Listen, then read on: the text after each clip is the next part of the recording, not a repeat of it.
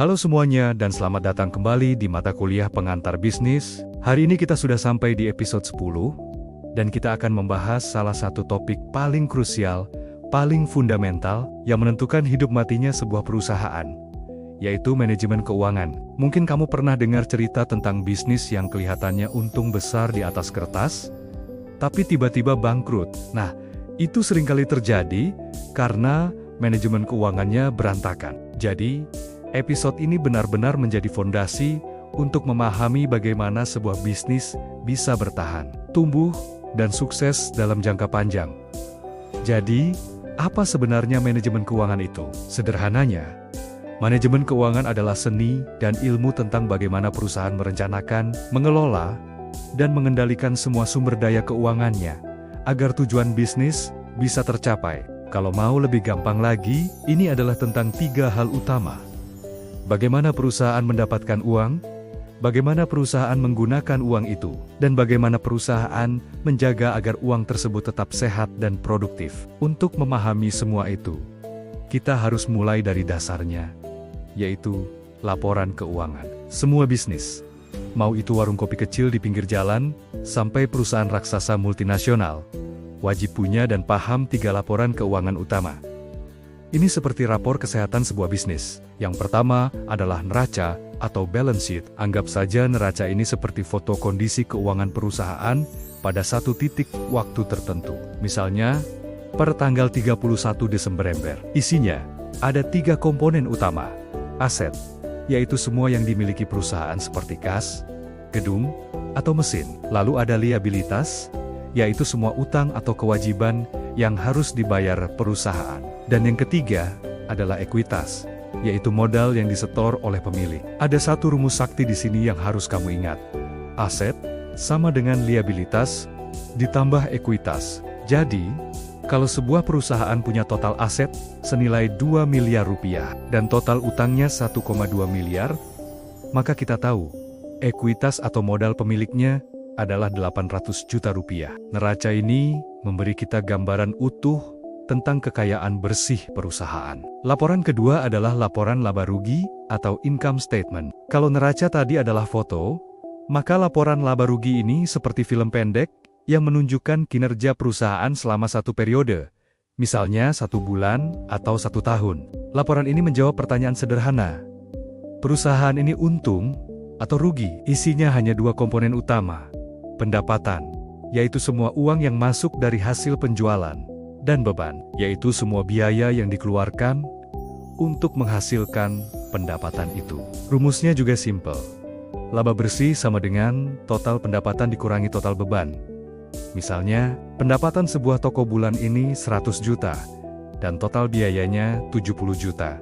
Maka laba bersihnya adalah 30 juta rupiah. Nah, laporan ketiga ini yang seringkali jadi penentu hidup mati perusahaan di dunia nyata. Laporan arus kas atau cash flow statement. Laporan ini melacak pergerakan uang tunai yang benar-benar masuk dan keluar dari rekening bank perusahaan. Kenapa ini super penting? Karena sebuah bisnis bisa saja tercatat untung di laporan laba rugi, tapi bangkrut karena kehabisan uang tunai. Misalnya, banyak penjualan, tapi semua dalam bentuk piutang yang belum dibayar pelanggan. Akibatnya, perusahaan tidak punya uang tunai untuk bayar gaji atau beli bahan baku. Laporan arus kas dibagi menjadi 3 aktivitas. Arus kas dari operasional, yaitu dari kegiatan bisnis utama. Arus kas dari investasi, seperti jual beli aset. Dan arus kas dari pendanaan, seperti dapat pinjaman atau setoran modal. Dari laporan keuangan tadi, kita bisa masuk ke konsep berikutnya yang sangat praktis, yaitu modal kerja. Modal kerja adalah darah bagi operasional bisnis sehari-hari. Ini adalah dana yang dipakai untuk membeli bahan baku, membayar gaji karyawan, membayar tagihan listrik, dan memenuhi pesanan pelanggan. Tanpa modal kerja yang cukup, bisnis bisa berhenti beroperasi. Rumus dasarnya adalah modal kerja sama dengan aset lancar dikurangi liabilitas lancar. Aset lancar itu aset yang mudah dicairkan dalam setahun, seperti kas, persediaan barang, dan piutang. Sementara liabilitas lancar adalah utang jangka pendek yang harus dibayar dalam setahun. Kalau modal kerja positif dan sehat, Artinya perusahaan punya cukup bensin untuk menjalankan mesin bisnisnya setiap hari. Manajemen modal kerja yang baik adalah kunci menuju bisnis yang stabil. Sekarang, dari mana perusahaan mendapatkan semua uang ini? Ada dua sumber pendanaan utama. Yang pertama adalah sumber internal. Artinya, dari dalam perusahaan itu sendiri. Contohnya seperti laba ditahan, yaitu keuntungan yang tidak dibagikan ke pemilik, tapi diinvestasikan kembali ke bisnis. Bisa juga dari penjualan aset yang tidak terpakai, atau melakukan efisiensi biaya. Sumber kedua adalah eksternal, yaitu dari luar perusahaan. Ini yang paling umum kita dengar.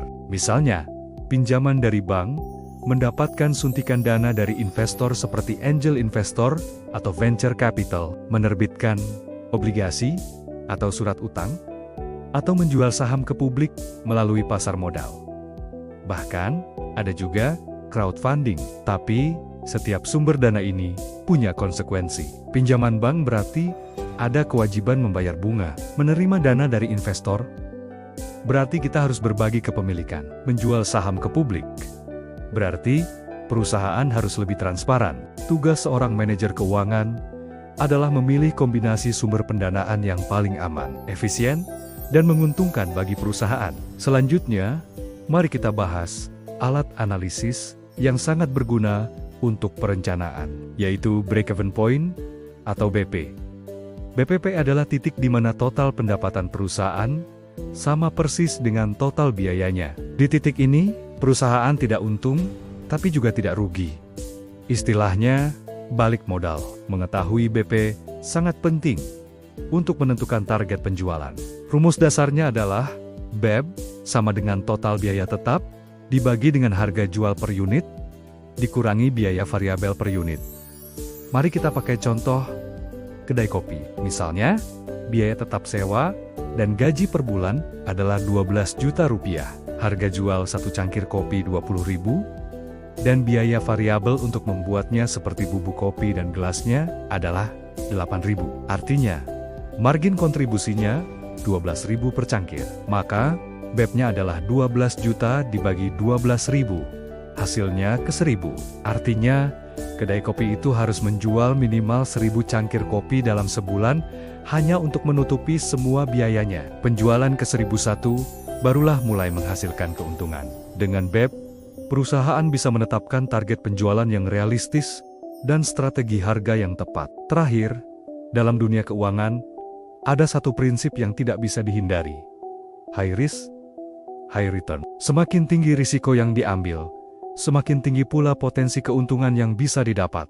Dan sebaliknya, dalam bisnis, ada banyak sekali jenis risiko. Ada risiko pasar karena perubahan selera konsumen, risiko operasional karena mesin rusak, risiko likuiditas karena kehabisan kas, risiko kredit karena pelanggan gagal bayar, dan masih banyak lagi. Setiap keputusan keuangan yang diambil perusahaan selalu melibatkan pertimbangan antara risiko dan pengembalian. Mau ambil pinjaman besar untuk ekspansi, risikonya tinggi, tapi potensi untungnya juga besar. Mau meluncurkan kampanye iklan besar-besaran, biayanya besar, tapi returnnya juga bisa melimpah. Tugas manajer keuangan bukan untuk menghindari risiko sama sekali, karena itu tidak mungkin.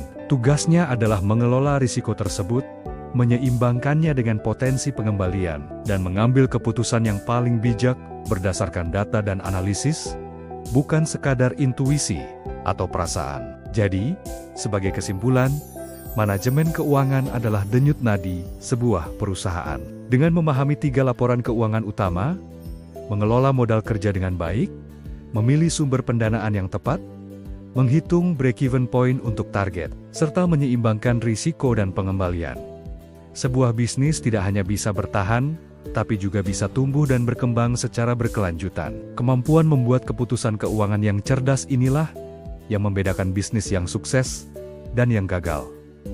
Terima kasih sudah menyimak episode 10 ini. Semoga materi hari ini memberikan gambaran yang jelas tentang betapa pentingnya manajemen keuangan. Sampai jumpa di episode berikutnya.